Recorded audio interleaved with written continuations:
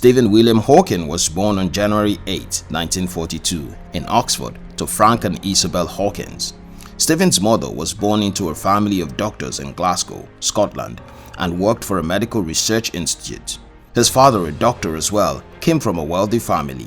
Their family was not lacking in both material things and intellect, so Stephen was considered by many as a child who was inevitably heading for a rosy life. Stephen had two younger sisters and an adopted brother, and they all grew up in comfort. In 1950, Stephen's father became the head of the Division of Parasitology at the National Institute for Medical Research, prompting the family to move to Hertfordshire. At Hertfordshire, Stephen was on the cusp of adolescence, took a liking to research and science, towing the line of his parents. He watched the samples his father brought home occasionally, observed how both his parents were engrossed in their research, and he became enthralled by science. At school, Stephen wasn't an academic prodigy. He performed badly in many subjects, particularly science. This was especially surprising to his teachers and peers, considering the fact that he came from a family of some of the brightest intellects in the city. Despite being a source of shock to his teachers and being debased by his peers for his poor academic performance, Stephen, together with members of his family, were considered both eccentric and interesting by all and sundry, as they read tons of books and lived in perpetual silence. The broadened silence of Stephen's house augured well for his ever-increasing interest in research. He always found time and space to read up science-related articles and carry out his own experiments as a boy, a habit he carried with him to adulthood. Stephen had a small clique of friends at school with whom he started conducting experiments on how to manufacture fireworks and model airplanes and boats. In 1958, with the help of their mathematics teacher, Stephen and his friends built a computer from clock parts, an old telephone switchboard, and other recycled components.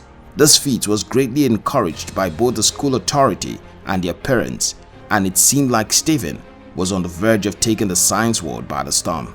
Stephen also started to show improvement in science subjects and was soon dubbed the Einstein of his school.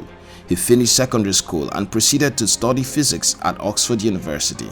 Disaster struck the year Stephen turned 21 and he was diagnosed with the amyotrophic lateral disease.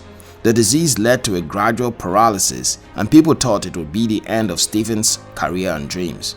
While in a wheelchair, Stephen still attained his PhD from Cambridge University. He never allowed his dream to be cut short because of his ailment.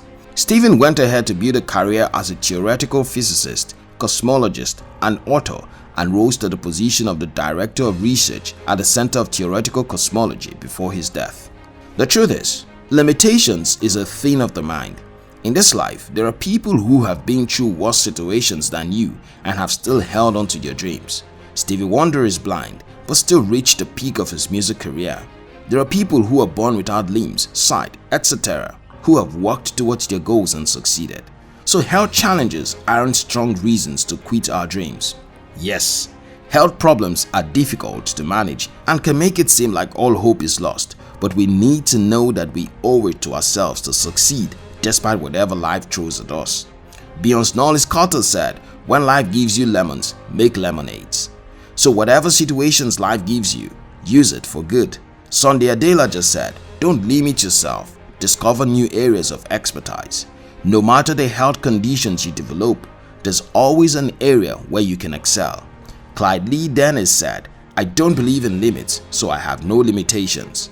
Stephen William Hawking succeeded because he did not believe in limitations. He had what was possibly the worst form of paralysis and still led a life worthy of emulation, achieving his dreams. So no one is excusable.